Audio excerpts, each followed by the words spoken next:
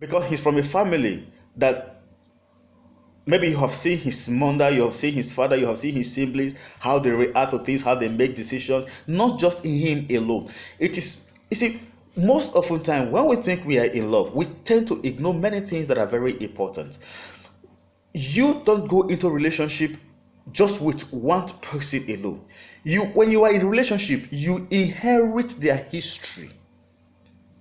Their family background is what you are getting married to. Their history is what you are getting married to. It's what you are saying I do to, not just the person per se.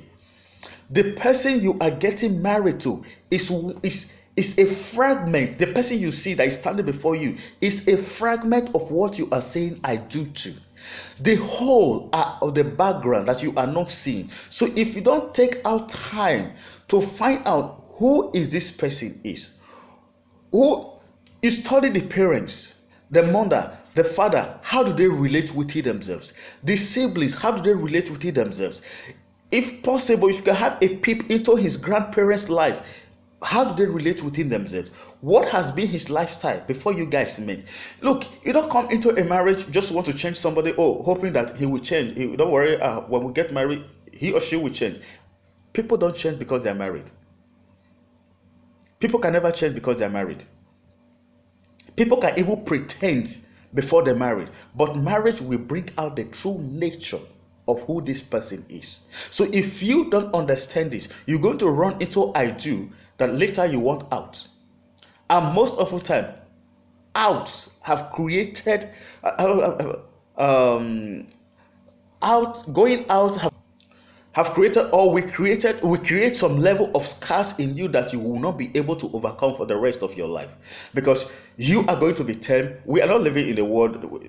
There's a way we view people who couldn't keep their marriage, divorcee.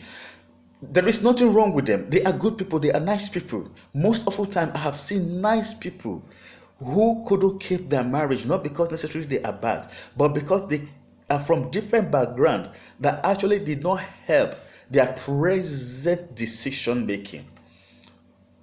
I always say, if you are a lady who is from a background, your father, your mother, you have seen them how they manage their affairs.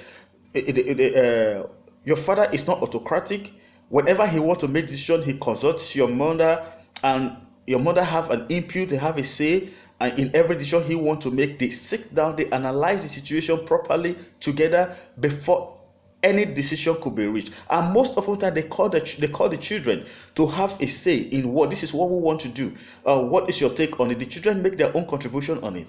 But you're married to a guy who is from a different background altogether, where his father is the lion of the tribe of the house. Whatever the father says is final. The mother just abide by it. Every child abide by it. When the father comes home, everybody run away, and there is no this bond is not within them, because he sees the father as a mystery that he doesn't understand. It confuses him the more because he sees his father operate in a different dimension, that he says everything, and everything he says stays like that. The mother cannot challenge his authority because it's going to spell a doom. So he's from that background, and you are from the other background. Both of you got married. There is nothing wrong with both of you, but you just have a history that cannot sustain that relationship, except you guys begin to learn the modalities of sustaining, because despite your different background, you can still learn new things. But if you don't understand his decision, most of the time, you are going to think, because you have seen your father, the idea you have in your mind is your father who is democratic, who always consult your mother. Your mother have a say in every decision he wants to make.